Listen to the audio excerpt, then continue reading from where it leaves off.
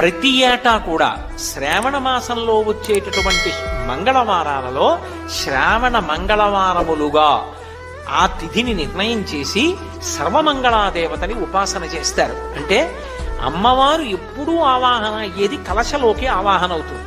అథవా గౌరీదేవి ప్రతిమ ఇంట్లో లేని ఏ ఇల్లు ఉండదు. కాబట్టి కనీసంలో కనీసం ఆ రోజు అమ్మవారి నామాలతో అమ్మవారికి పూజ చేసి ఆవిడికి నైవేద్యం పెట్టి వ్రతకల్పంలో ఏ కథ చెప్పబడిందో ఆ కథని భక్తి శ్రద్ధలతో విని తల మీద అక్షతలు ధరిస్తారు.